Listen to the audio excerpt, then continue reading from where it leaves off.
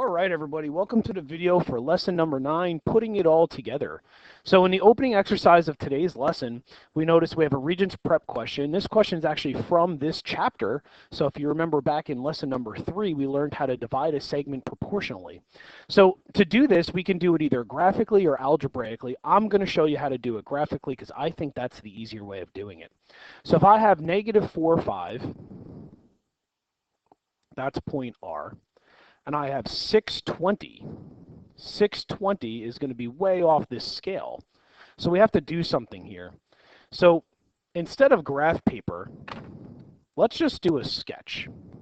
That's going to make this a little bit easier. So instead of graph paper, let's just do a sketch. So if I have point R, and I'll even write the coordinates -4, 5, and I have point W, which is the coordinate 620. This is going to create a straight line. Now I want to cut this into a ratio of 2 to 3, which means I have 5 parts. Meaning I want to divide the slope of this line by 5. So to get from 5's y value to 20's y value, I'm going to go up by 15.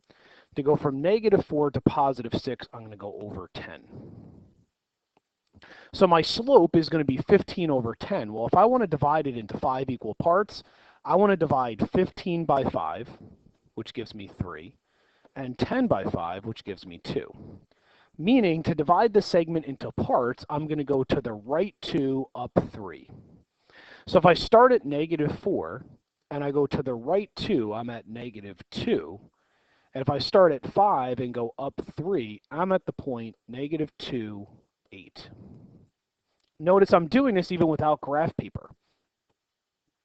If I'm at -2, 8, and I go to the right 2, up 3, I'm going to be at the point 0, 11. If I start there and go to the right 2, up 3, I'm then at the point 2, 14. And I can keep dividing the segment up, although I don't have to, because I've just created 2 pieces. Here's one piece, here's the second piece, making it so from R to P, I have 2 segments, and then I would have 3 getting up to W if I was to keep going with that same pattern. So now I know that P is the coordinate 0, 11. Now, if you were to graph this on graph paper, you could just count up the boxes. It might be a little bit easier, especially if you have a big piece of graph paper with no axes drawn. So let's head right into today's lesson. So in today's lesson, we're kind of making everything that we've done kind of come all together. So we're going to have proofs that have parallelograms, rhombuses, triangles, all kinds of different stuff all mixed up. So this first example gives us the coordinates of a quadrilateral. So I have -4, -3. I have -2, +2, 6, +2, and 4, -3. Whoops. Connect your points, use a straight edge if you can. So this wants us to prove it's a parallelogram. As soon as I see parallelogram, I already know my plan. My plan is going to be use slope to show opposite sides parallel.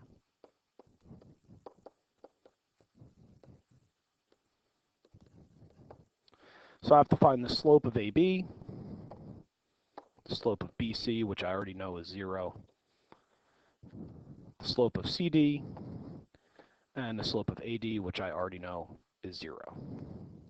So from B to C, I'm going to go up 1, 2, 3, 4, 5 to the right 2. So I have a positive slope of 5/2. I have the same slope for CD. So then I can say, therefore, ABCD is a parallelogram.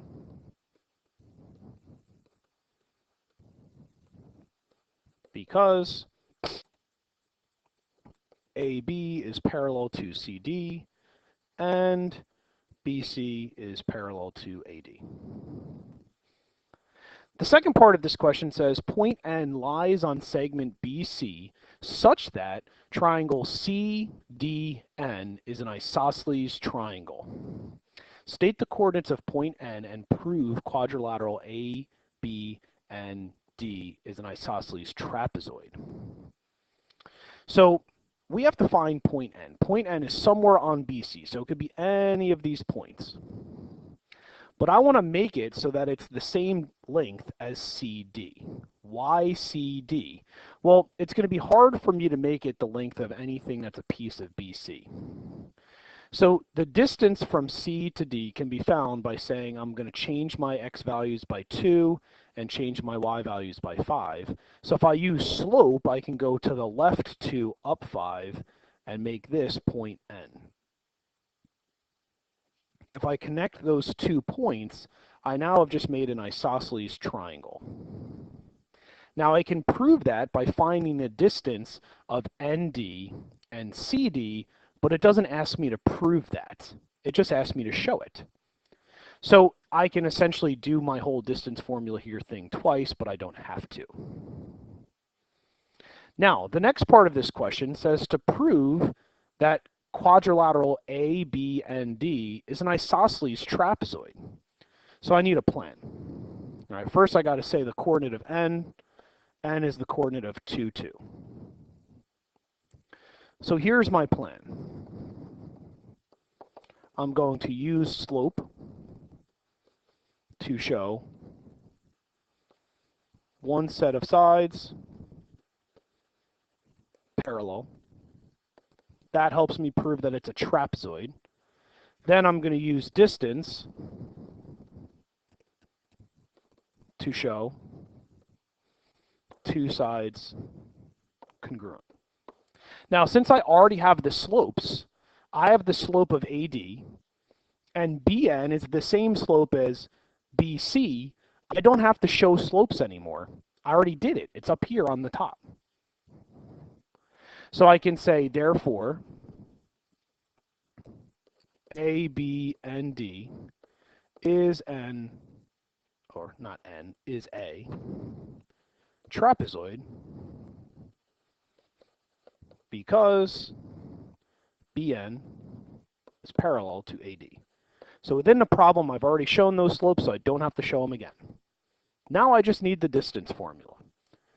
So I have to find the distance of two segments. The two segments that I think are congruent are AB and ND.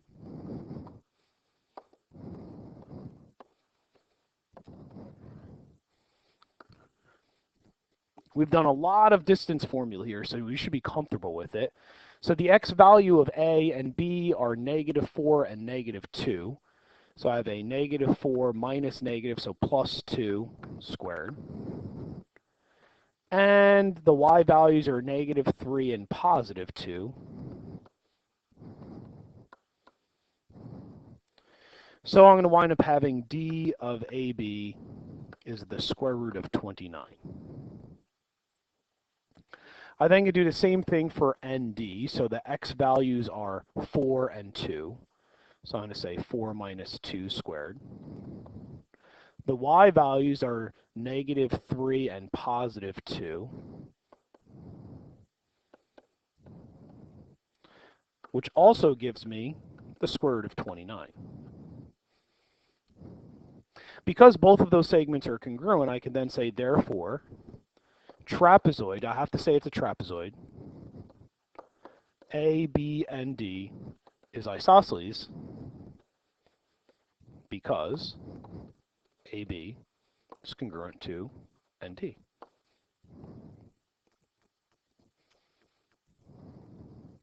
The next question in the lesson talks about quadrilateral trap. So we first have to plot all those points.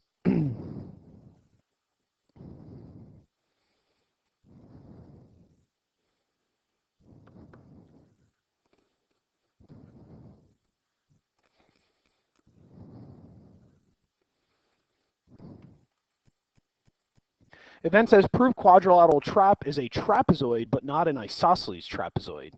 So my plan,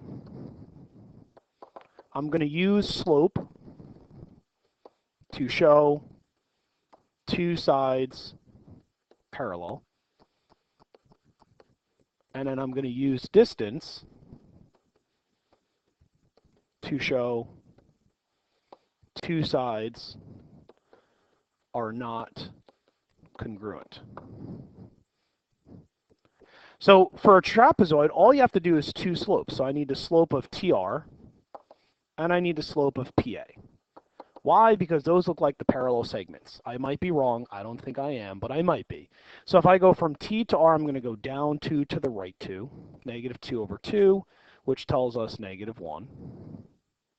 From P to A, I'm going to go down 4 to the right 4, so negative 4 over 4, or negative 1. Notice they're the same slope. That's all we need to prove a trapezoid. So I could say, therefore, trap is a trapezoid. Trap for trapezoid, obviously. We're not talking about that trap music some of you guys listen to, right? Trap is a trapezoid because, and I could just say TR is parallel to PA. Then I need the distance formula. So to prove it was an isosceles trapezoid, I have to prove that two sides are congruent. So if I prove that the two sides are not congruent, I've done my job. So the distance of RA, that's an easy one because I could just count the boxes. There's 4 between R and A. And the distance from T to P, well, the x values are negative 1 and 1, so I would do negative 1 minus 1 squared. The y values are 1 and 2, so I would say 1 minus 2 squared. So that's going to be T, P is going to have a distance of the square root of 8. Well, the square root of 8 is not 4, so then I can say, therefore, trap is not isosceles because PT is not congruent to RA. It then says that point B lies on segment AP such that the quadrilateral BRTP is a square. Well, squares have to have segments that are all going to be the same length. So if I notice to get from P to T, I go up 2 to the right 2. From T to R, I go down 2 to the right 2. So if I do the same thing from P, down 2 to the right 2, I've located point B. I then can connect B and R, and I have a square. It then says to prove it's a square. So point B has a coordinate of 1, negative 1. And to prove something's a square, I first have to prove it's a parallelogram. So my plan is going to be use slope to show parallelogram and perpendicular consecutive sides, and use distance to show congruent consecutive sides. So if we first find the slopes of all of these segments, so I need to find the slope of BR, I need to find the slope of RT, I need to find the slope of TP, and I need to find the slope of BP. So from B to R, I'm going to go up 2 to the right 2, which is 1. From R to T, I'm going to go down 2 to the right 1, so that's going to be down 2 to right 2, so negative 1, negative reciprocals. From T to P, I'm going to go up 2 to the right 2, or 1. And from B to P, I'm going to go down 2 to the right 2, so negative 1. Right there, I know it's a parallelogram, so I'm going to state that. We always want it to be a parallelogram. That helps. BRTP is a parallelogram because BR is parallel to TP, and RT is parallel to BP. I then can go through and use the distance formula. So I just have to prove two sides are congruent. It doesn't matter which two as long as they're consecutive. So I'm going to prove that BR is congruent to RT, right? Because BR and RT are next to each other.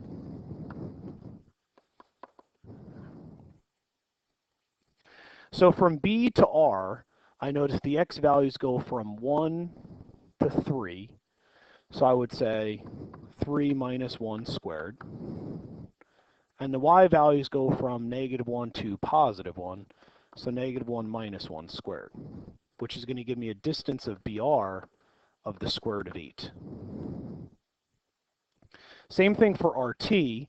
So I'm going to have an x value of 1 to 3. So I'm going to have 1 minus 3 squared.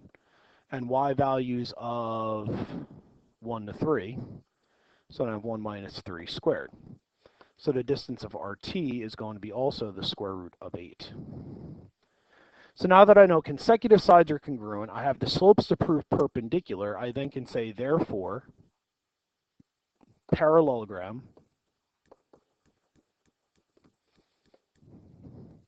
and let's just name it the right way here, BRTP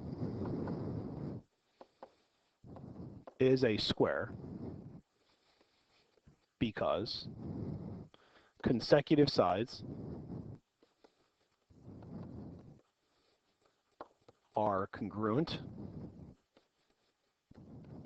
and, that's the important part for square, perpendicular.